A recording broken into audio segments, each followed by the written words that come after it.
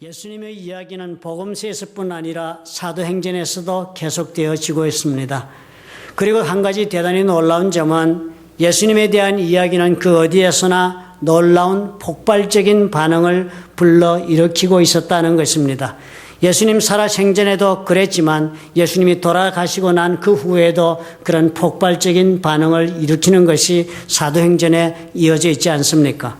사람들이 열광했습니다. 그 말씀에 열광하여서 자신의 삶을 바치며 따르는 사람이 수도 없이 일어섰는가 하면 또 그 반면에 그 말씀에 그 동일한 말씀에 이제는 반대해서 자신의 목숨을 걸고 대적하는 사람들도 수도 없이 많이 일어섰더라 하는 이야기가 아닙니까? 성경에서 우리가 읽는 예수님과 그에 대한 믿음의 이야기는 이렇게 격렬한 반응을 언제나 가져왔습니다. 믿어도 격렬하게 믿었고 믿지 않고 부인해도 격렬하게 부인을 했습니다. 이것이 예수 그리스도에 대한 사람들의 반응이었는데 지금은 여러분 어떠한 모습을 목격합니까? 대단히 다르다 하지 않을 수 없습니다. 격렬한 찬성이나 반대보다는 그저 의아스럽다 하는 대단히 미온적인 태도로 아니면 정적인 그런 자세로 주님 앞에 나오는 일을 보게 되는 것이 과연 어쩐 일일까 생각해 보게 됩니다. 멀리 나가서 세상 사람들을 살펴볼 필요까지도 없습니다. 우리의 교회 안을 돌아보아도 확실하지 않은 신앙의 자세를 가진 분은 얼마든지 쉽게 발견할 수 있습니다. 예수 믿고 사는 것이 졸리는 것 이상이 아닌 분들도 많이 있습니다. 그보다 더 가까이 들어가서 내 자신을 가만히 내 속사람을 살펴보아도 우리는 능히 이해할 수 있는 일입니다. 내 속에 예수님에 대한 열망도 그리고 반대도 없이 살고 있는 내 모습을 발견하는 것은 그렇게 어려운 일이 아닙니다. 이것이 정상일까요? 아니면 나에게 무슨 이상이라도 있어서 내가 이럴 것일까 하고 생각해 보신 적이라도 있는지 궁금합니다. 이런 현상에 대한 나의 견해는 대단히 중요할 수 있습니다. 뜻된 미지근한 이 영적인 상태, 열광이 없는 신앙생활, 감격이 없는 신앙생활, 이런 나의 모습에 대하여 나는 지금 어떻게 해석하며 살아가고 있는가 중요한 질문이 됩니다. 요한계시록 3장 16절에서 주님이 이렇게 경고하고 있기 때문입니다. 내가 이같이 미지근하여 더웁지도 아니하고 차지도 아니하니 내 입에서 너를 토하여 내리라. 주님이 그런 말씀을 주셨어요. 신앙생활이란 예수를 믿고 사는 것을 뜻하지 않습니까? 그렇다면 그 예수를 믿는 그 예수께서 말씀하시기를 내 입에서 내가 너를 토하여 내겠다 하신다면 이거 대단히 심각한 문제로 받아들여야 마땅한 것입니다. 이 말씀은 요한계시록에서 예수께서 라오디게아 교회를 향하여 주신 말씀이었습니다. 라오디게아 지방 부근에서는 뜨거운 물이 늘 솟아오르는 온천이 근처에 있어서 그 라오디게아에 사는 사람들은 늘 그 뜨거운 물을 공급받아서 생활용수로 썼습니다. 그리고 또 차가운 광천수도 솟아올라서 그 찬물은 먹고 마시는 식용수로 사용을 했습니다. 그래서 라오디게아 사람들은 그렇게 생각했습니다. 물은 그 뜨거워서 쓸모가 있고 또 차가워서 그 물이 쓸모가 있다 하고 사는 사람들입니다. 그런 사람들을 향해서 뜨거워야 할 물이 뜨겁지 못하고 차가워야 할 물이 차갑지를 못하고 뜨뜻 미지근하면 그 물은 어떤 물이 된다고 말씀하십니까? 쓸모가 없는 물이다 하시는 것입니다. 그러니까 주님이 요한계시록 3장 16절에서 하신 말씀은 그런 까닭에 그런 사람, 뜨뜻 미지근한 신앙을 가진 사람은 아무 쓸모가 없는 사람이다 하시는 것으로 우리가 해석해야 정석이 되겠습니다. 신앙생활이 미온적인 사람은 하나님께서 말씀하시는 거요. 너의 신앙이 그렇게 미적지근하다면 너는 아무 쓸모가 없어 버림받게 된다 하시는 경고의 말씀인 것을 여러분 생각해 보시기 바랍니다. 내가 미온적으로 오늘 신앙생활을 하면 하나님께서 나를 쓰시지 못하시겠다 하는 것입니다. 예수를 내가 믿는데요. 그 예수님이 나보고 나는 너가 쓸모가 없어 하신다면 이거 대단히 슬픈 일이 되겠습니다. 가정에서도 부모님들이 여러 자식을 키우면서 참 자식을 키워도 너같이 쓸모없는 자식은 본 적이 없다라고 하는 말을 들으면 그 자식은 대단히 슬픈 삶을 살게 되는 것입니다. 직장에서도 여러분 그렇지 않아요? 당신은 우리 직장에서 쓸모가 없습니다 하면은 참 비참한 인생이 됩니다. 우리가 하나님 앞에 우리가 쓸모가 없는 인생이 된다면 여러분 그것보다 슬픈 삶은 없습니다. 오늘 사도행전 13장 후반부의 이야기를 한번 보십시오. 바울이 바나바와 함께 비시디아 안디옥으로 가서 안식일에 회당에 들어가서 말씀을 전하기 시작했다. 그렇게 이야기가 시작이 됩니다. 사도 바울은 여러분 사도행전 그 다음을 읽어보시면 어느 도시를 가든지 간에 새로운 곳에 갈 때마다 제일 먼저 찾아가는 곳이 유대인들의 회당이었던 것을 우리는 쉽게 발견합니다. 유대인들의 가르침에 따르면 어느 도시에든지 유대인들은 남자 10명 이상이 그 도시에 있으면 반드시 회당을 세워 신앙생활을 하도록 그렇게 가르치고 있었으니까 로마 제국 하에서 대개의 큰 도시에는 회당이 다 서 있었습니다. 이런 회당에 모이는 사람들은 두 종류가 있었다고 성경은 기록합니다. 하나는 유대인들이요. 제국의 여러 곳에 흩어진 유대인들이니까 회당에 오는 대부분의 유대인들은 헬레나이즈드 유대인, 헬라파 유대인들이라고 보아야 하겠습니다. 그리고 또 하나의 종류의 사람들이 모였습니다. 이방인들이 찾아왔어요. 여호와 하나님을 경외하며 찾아오는 비유대인들, 이렇게 두 종류의 사람들이 매 안식일마다 찾아 모여들어서 그곳에서 하나님의 말씀을 듣고 배우고 저들 나름대로의 예배를 드리는 곳이 회당이었습니다. 이 회당을 운영하는 회당장이 있어서 회당을 운영했습니다. 그리고 때때로는 그 지역을 순회하고 있는 유대인 랍비나 율법에 능통한 사람들이 회당을 찾아오게 되는 경우가 있을 때마다 그런 사람들에게 말씀에 대한 강론을 부탁하는 것이 회당의 관례였습니다. 그런 관습 때문에 예수 그리스도께서 나사렛 회당에 들어가실 때 자연스럽게 누가 부탁하지 않아도 랍비로서 말씀을 전하는 그런 기회를 얻을 수 있었고, 바울과 바나바도 찾아가는 어느 도시마다 회당에서 스스로 말씀을 전할 수 있는 기회를 쉽게 얻었던 것입니다. 어디서나 환영을 받았습니다. 그들은 순회 강사였기 때문입니다.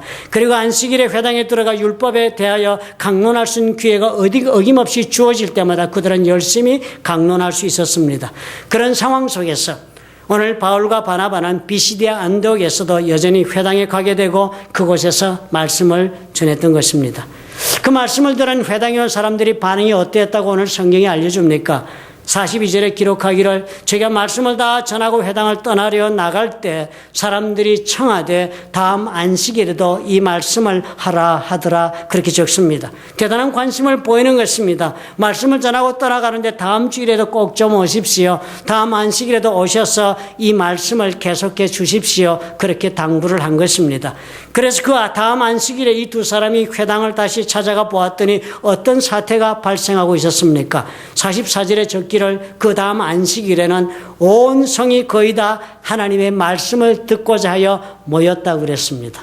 놀라운 사건이 아닙니까? 온 성 사람들이 그 회당에 다 모여들었으니까 발 디딜 틈이 없을 정도로 그렇게 많은 사람이 찾아왔단 말입니다. 그랬는데요, 그 자리에서 반응하는 사람들이 두 종류로 딱 갈라서는 것입니다. 45절에 보니까 이렇게 열광하는 사람들을 보고 유대인들이 그 무리를 보고 시기가 가득하여 바울의 말한 것을 변박하고 비방했다고 그랬습니다. 논증하면서 그냥 잘못되었다고 비방하고 그런 말 옳지 않다고 그 사람들이 그렇게 항변을 했습니다. 그리고서는 기어이 그 사람들이 유대인들이 경건한 귀 부인들과 그 성내 유력자들을 선동해서 바울과 바나바를 핍박해 하여 그 지경에서 쫓아내게 합니다. 그런 반대하는, 그런 격렬하게 반대하는 유대인들이 있었는가 하면 그 반면에 48절에 보니까 놀라운 기록도 또한 있습니다. 이방인들은 어땠다고 기록하냐 하면 이방인들이 듣고 기뻐했다고 그랬습니다. 그리고서는 하나님의 말씀을 찬송하며 영생을 주시기로 작정된 자는 다 믿었다고 그랬습니다. 놀라운 반응을 보이지 않았습니까? 비록 바울과 바나바가 쫓겨나는 일은 생겼지만요, 하나님께서는 그 와중에서도 영생을 주시기로 작정한 사람들은 다 예수 믿게 만드셨다, 할 일은 다 하셨다, 그렇게 적습니다. 열광하고 반대하고 하는 그 혼란스러운 그 격렬한 상황 속에서도 하나님은 어떻게 해요? 애초에부터 계획하셨던 모든 일을 다 이루시는 하나님을 보았다는 것입니다. 도대체 바울이요, 무슨 말을 했길래 이렇게 되었을까? 여러분 한번 살펴보셔야 하는 것입니다. 오늘 댁에 가시면 그래서 13장 13절부터 51절 20절까지 긴 이야기를 읽어보십시오. 아마 첫 번째 인상이 무척 지루하다 이렇게 느끼실 거예요. 그러나 그 중요한 골자는 두 가지로 여러분 축약하실 수 있습니다. 13장 23절에 첫째 골자가 나옵니다. 이렇게 적었습니다. 하나님이 약속하신 대로 이 사람의 씨에서 이스라엘을 위하여 구주를 세우셨으니 곧 예수다 하는 구절입니다. 그리고 두 번째 구절은 39절입니다. 또 요새의 율법으로 너희가 의롭다 하심을 얻지 못하던 모든 일에도 이 사람을 힘입어 믿는 자마다 의롭다 하심을 얻는 이것이다. 이 두 가지를 이야기한 것입니다. 이 긴 이야기가 다 이 두 가지를 얘기하는 그런 설명이었습니다. 하나는 뭐였어요? 예수님이 구주로, 즉 구세주로 너희들 앞에 세움을 입었다 하는 거예요. 그리고 그 두 번째가 그 예수를 믿으면 너희들은 의롭다함을 얻는다 그랬습니다. 이 두 가지를 이야기했는데요. 사실은 이 두 가지를 들은 사람들이 온 성중에 소문이 나가지고 그 말씀을 좀 더 들어보고 싶다고 해서 발 디딜 틈 없이 그렇게 찾아오는 엄청난 반응을 불러일으킨 것입니다. 지금 우리와 비교하면 어떻습니까? 이런 설교하면 다 졸고 있다가 그냥 집에 가면서 오늘 예배 은혜도 못 받았다 할 설교 내용 아닙니까? 이거 모르는 사람이 어디 있어? 그 얘기 뭐하러 또 해? 맨날 그 얘기야. 이렇게 하고 들어가는 얘기의 내용을 듣고 이 사람들은 엄청난 반향을 일으켰습니다.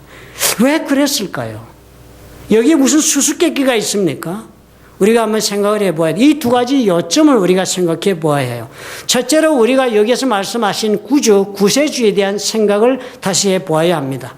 저 사람들은요, 다른 무엇보다 지금 구주가 그 예수로 우리와 때 앞에 서 있다는 그 말씀 때문에 대단한 반응을 보인 것입니다.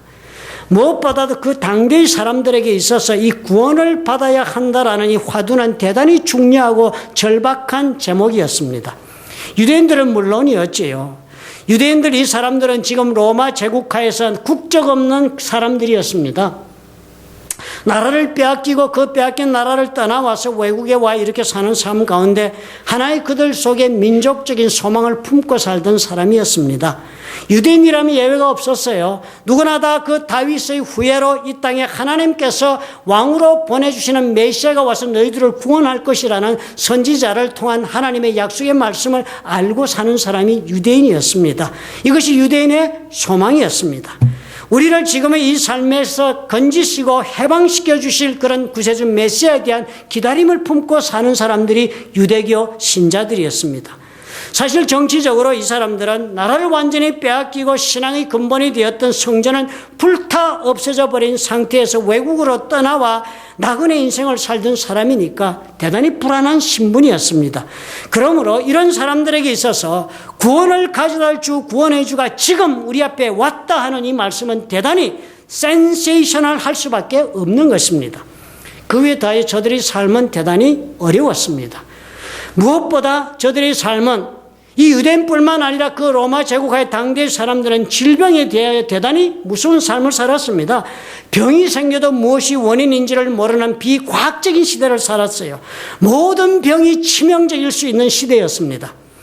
19세기 들어서 이렇게 인간의 생각과 과학이 비약적으로 발전하기 전이었으므로 질병에 대한 이해와 치료가 터무니없이 열악했던 그런 세상을 살았습니다. 사선 문제로 수많은 사람들이 죽어가는 때였어요. 사선 문제로 눈에 안 질환을 앓으면 장님이 되기가 쉬운 시대를 살았습니다. 또 열병으로 죽어가다 무엇 때문에 이렇게 죽어가는지도 모르는 채 죽어가는 시대를 이 사람들은 살았습니다. 모든 병이 치명적으로 변하는 그런 시대를 살았어요. 그러니까 얼마나 사는 것이 불안했습니까? 발전하지 못한 의술 때문에 평균 수명 40대였습니다. 또 과학은 어땠습니까? 과학은 발전하지 못했습니다. 자연재해에 대한 이해가 없었어요. 혜성이 하나 떨어지기만 해도 불안한 사회로 변하는 때가 그때였습니다. 경제력은 어땠어요? 굶어 죽는 사람 수도 없는 때였습니다. 헤아릴 수 없는 사람이 절대 가난 속에서 비참하게 살던 때가 그 시절이었습니다. 인간은 어땠습니까? 지극히 나약한 존재로 누군가가 나를 도와주지 않으면 살 수 없는 절대자의 도우심이 절대적으로 필요한 그런 때였 사람들로 살고 있었던 시절이었습니다. 그렇기 때문에 이런 모든 상황 속에 살아가는 사람들에게 있어서 구원이라는 것은 대단히 중요한 저들의 일상생활 속에서의 하나의 소망이었습니다. 그리고 그 구원을 가져올 자가 지금 왔다 하니까 그것을 열광하지 않을 수 없습니다. 그런데 요즘 저와 여러분의 세상은 어떻습니까? 우리에게는 과학의 발전, 경제의 발전, 의술의 발전 등으로 인류에게 엄청난 힘이 생겼습니다. 우리는 이제 질병에 대한 이해가 깊어진 시대를 살아요. 병의 원인이 무엇인지도 알아요. 인간의 유전자를 다 읽어서 인간 게놈 지도를 가지고 있어요. 유전자를 연구하고 근본을 고칠 수 있는 기술을 개발하고 있는 시대를 삽니다. 수많은 질병에 대한 치료와 약의 개발, 경이로운 발전이 이루어져서 인간 수명 100세가 이루어지는 세대를 살고 있습니다. 정치적으로도 이제는 어느 나라도 그렇게 불의와 부정으로 사는 나라는 서 있지 못하는 시대가 되었습니다. 사회적으로 제도적 발전에 있어서 이제는 나라를 의지할 만한 때가 되었습니다. 정의를 요구하고 평등을 요구할 수 있는 깨어난 세상을 지금 우리가 살고 있어요. 경제적으로는 어떻습니까? 엄청난 발전이 있어서 몇몇 아프리카나 빈국을 제외하고는 먹고 사는 일은 이제 인생의 문제가 아닌 때를 우리가 살고 있습니다. 오히려 이제 요즘은 굶는 자가 오히려 좋은 시대를 살고 있어요. 요즘에 우리의 세대는 어떤 세대예요? 우리의 인간의 힘이 여실히 우리의 삶을 이끌어 갈 수 있는 그런 시대가 되었다 하는 때를 지금 우리가 살고 있는 것입니다. 많은 사람들이 이제는 예전 사람같이 살지 않습니다. 왜요? 의지할 힘이 있기 때문입니다. 우리에게는 지금 당장 구세주가 와야 할 필요성이나 긴박성이 없다 생각이 들어집니다. 정치적으로 안정이 되었는데요. 무슨 정치적 메시아가 필요합니까? 경제적으로 이제 풍성한데 누가 나를 이 가난에서 건져주지 않으면 안 된다고 몸부림치겠습니까? 의술과 약의 발달로 예전에는 죽었을 병으로부터 고침도 받을 수 있는데 그런 힘이 지금 우리에게 있다고 생각이 드는데 무슨 걱정이 있습니까? 그래서 우리는 우리 스스로를 우리가 구할 수 있다는 생각을 은연중에 가지고서 그런 생각 속에 우리가 좌지우지되고 살아가는 것입니다. 구원을 받아야 되겠다는 욕구가 희미합니다. 의지할 수 있는 힘이 여기저기에 손닿는 곳이 있다고 느껴지기 때문이에요. 우리의 삶을 여러분 가만히 생각해 보면 이제 우리는 아담과 하와가 애초에 꿈꿨던 일을 이루는 시계를 지금 살고 있다는 생각이 듭니다. 아담과 하와 애초에 무엇을 원했습니까? 사단의 말에 속한 이유도 딴 것이 아니었습니다. 사단이 바로 그것을 이야기했어요. 아담과 하와의 마음속에 들어있는 소원을 지적했습니다. 너희가 그것을 먹는 날에는 너희 눈이 밝아 하나님과 같이 된다고 그랬습니다. 하나님같이 되고 싶은 욕구를 충동질했습니다. 지금 이 일이 세상에 만연하게 일어나고 있습니다. 여러분, 인간 속에 있는 이 무한한 잠재력이 숨겨져 있다 우리는 말을 듣습니다. 그러므로 인간은 자기 개발을 통하여 무궁한 일을 해낼 수 있다라고 우리는 격려받습니다. 나 잠재력을 개발해 나는 무엇이든지 내 삶 속에서 이 불가능한 일도 도전하고 이룰 수 있다. 신의 경지에 이룰 수 있다라고 생각하는 사람들로 가득 차가고 있습니다. 세상은 우리에게 큰 목소리로 다가와 말을 겁니다. 너에게는 더 이상 구주가 필요하지 않다. 내가 의지할 수 있는 도처에 있다고 가르쳐 줍니다. 이런 구주에 대한 열광이 없다면 여러분, 신앙생활에 대한 열광도 있을 수 없는 것은 자명합니다. 우리 신앙은 예수께서 내 구주가 된다고 믿는 것이 신앙의 본질이니까요. 나에게 있어서 내가 의지하고 있는 나를 살릴 수 있다 하는 힘, 여러분, 그것이 여러분 무엇일까 생각해 보십시오. 여러분, 나를 사랑하는 사람이 내 이 어려운 궁지에서 나를 언젠가는 도와줄 것이라고 여러분 기대하고 있다면 그 사람이 여러분의 구주의 자리를 차지하고 있습니다. 내가 얻을 수 있는 이 재물이 결국 나를 막강한 삶을 살 수 있게 해주실 것이라고 소망할 수 있다면 그 재물이 결국은 여러분에게 구주의 자리를 차지하고 있는 것입니다. 권력으로, 지위로, 아니면 관계로 나의 삶의 해결의 길을 찾고 있다면 그것이 바로 내 구주가 되고 있지 않는가 여러분 돌아보셔야 해요. 은연중에 내가 나를 살리는 그 힘이 되어줄 것이라고 믿고 의지하는 그것을 내가 선택하고 지금 살아가시고 있다면 아무리 여러분이 입으로 나는 예수를 믿는다 할지라도 그 예수가 내 구주가 된다는 사실에 열광하지 못합니다. 세상이 주는 것이냐 아니면 주님이냐, 이 두 가지 선택이 나에게 경쟁적으로 지금 내 마음속에 들어와 전쟁을 벌이고 있는 것이 지금 우리의 삶입니다. 언제나 이것만 있으면 될 것 같은 것이 내 삶에 있습니다. 우리 눈에 보암직하고 바람직한 것이 있어요. 그래서 보암직하고 바람직한 그거 붙잡으면 내 인생 해결될 것 같습니다. 어려운 길 걸어갈 거 없을 것 같아요. 어렵게 신앙생활 할 거 없을 것 같아요. 그러나 기억해야 합니다. 이 세상의 것이 내 마음속에서 내가 예수를 나의 구주로 삼는 일과 경쟁이 되고 있다면 나에게는 결코 뜨거운 신앙은 있을 수 없습니다. 예수께서 말씀하신 대로 우선순위의 선택에 분명한 자세가 있어야 합니다. 마태복음 6장 33절의 말씀처럼 너희는 먼저 그의 나라와 그의 의를 구하라. 그리하면 이 모든 것을 너희에게 더하시라는 말씀에 대하여 그 말씀을 따라 우리가 우선순위를 정리해야 합니다. 나는 내 삶에 있어서 최우선권을 무엇에 주고 있는가? 그것이 나의 구주를 지금 결정해 주기 때문입니다. 여러분의 일주일간의 시간을 어떻게 쓰시는가 기록해 보십시오. 내가 어디에 가장 많은 시간을 쓰고 있는가? 내가 어디에 가장 시간을 쓰는 일을 우선적으로 배정하고 있는가가 내가 가장 귀하게 알고 있는 것입니다. 여러분의 수표책을 열어보십시오. 내가 어디에 가장 많은 수표를 끊고 지금 지출하고 있는가를 보면 나의 삶에 있어서 내가 최우선권을 두고 있는 것이 무엇인가 쉽게 발견할 수 있습니다. 그러나 과연 그것이 여러분에게 해답이 되겠습니까? 여러분이 재물에 열광하고 계시다면 결국은 그 재물의 노예가 되고 말 것입니다. 사람에게 열광하고 그를 의지하면 결국 여러분은 사람의 종이 되어 맴돌고 사는 인생이 되고 말 것입니다. 지식에 열광하고 그 지식으로 살고자 하신다면 여러분 그 또한 그 지식이 나를 사로잡고 말 것입니다. 우리는 아담과 하와처럼 실수를 반복한 후에야 깨닫는 어리석음을 반복하지 말아야 합니다.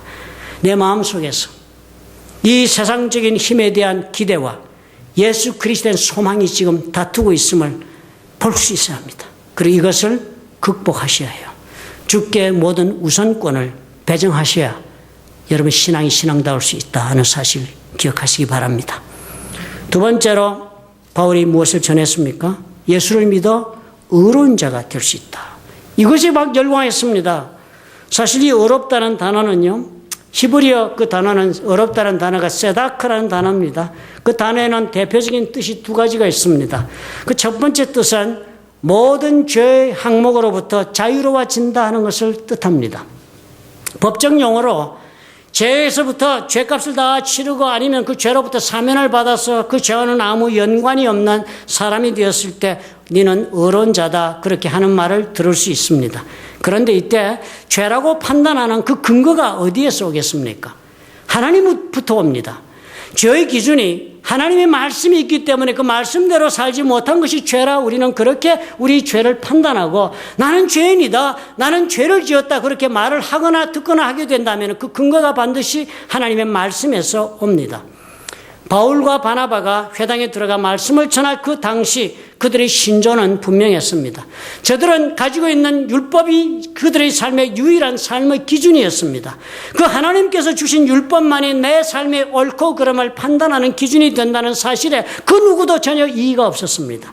그런 하나님의 법에 비추어서 법대로 살지 못한 내 자신을 발견하고 죄의식 가운데 괴로운 것이 저들의 인생이었습니다.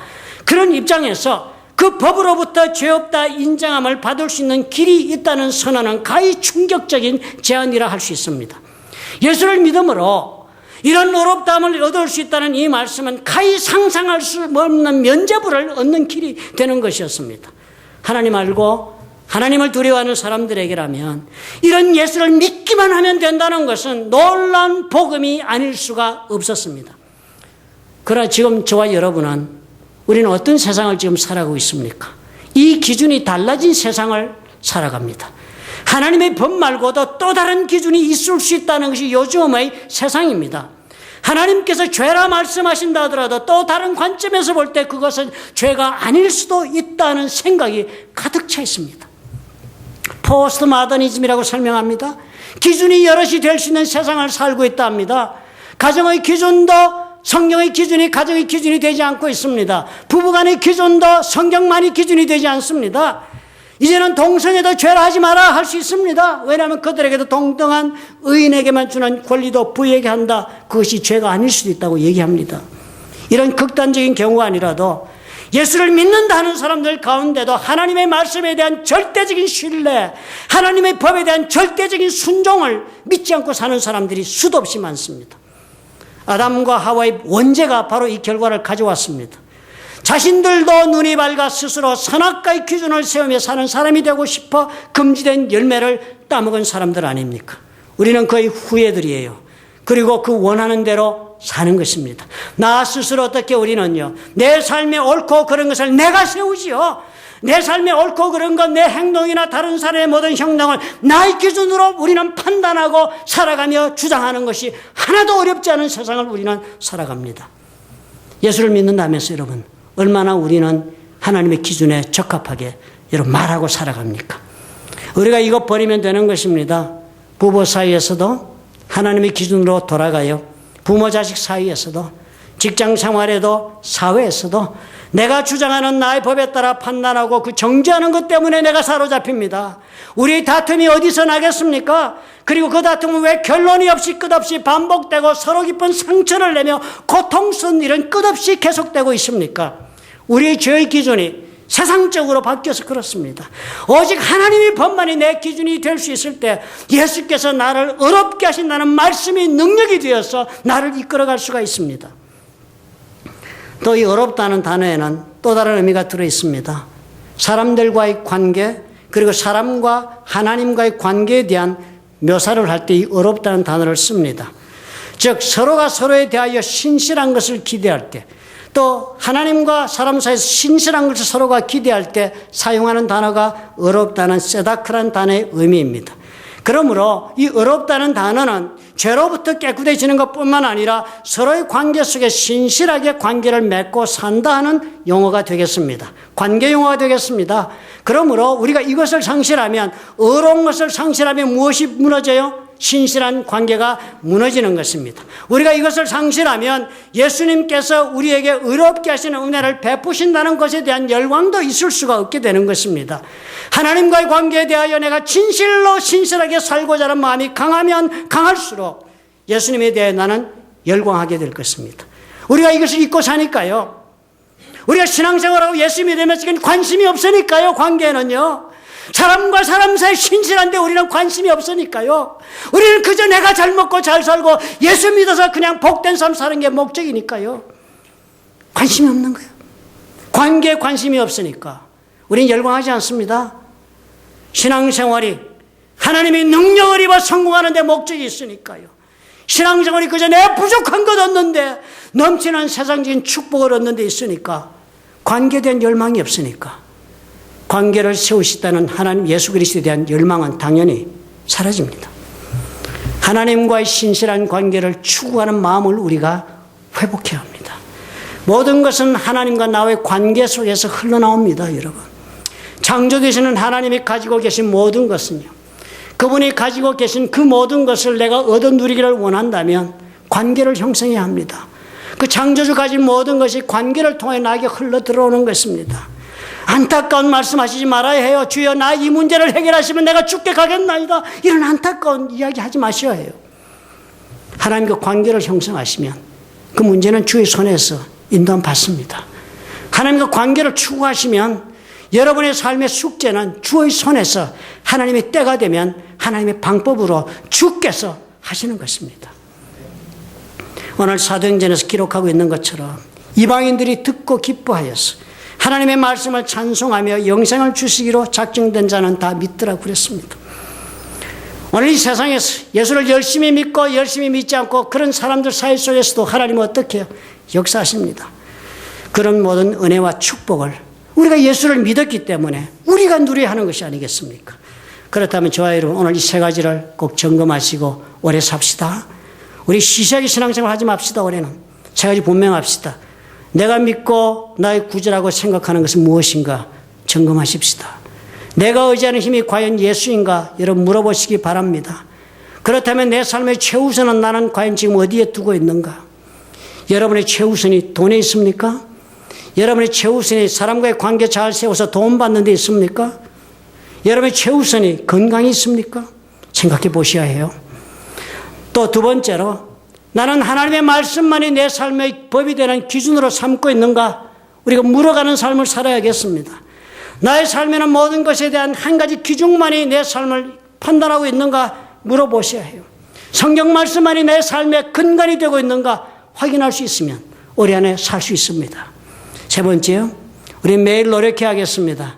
하나님과 나는 지금 어떤 관계를 맺고자 나는 노력하고 있는가? 세상 사람이 무엇라 하여도 내가 하나님과의 관계만 제대로 되면 내 삶은 제대로 가는 것입니다. 오늘 이 관계를 나는 얼마나 신실하게 맺고자 추구하고 있는가 여러분 물어보시기 바랍니다. 이 세 가지만 우리만 열심히 할 수 있다면 우리는 사도행전의 놀라운 역사를 보는 교회요 성도의 삶이 될 수 있다고 저는 확신합니다. 믿으시면 아멘 하시기 바랍니다. 믿으시는 줄 압니다. 좋으시는 아버지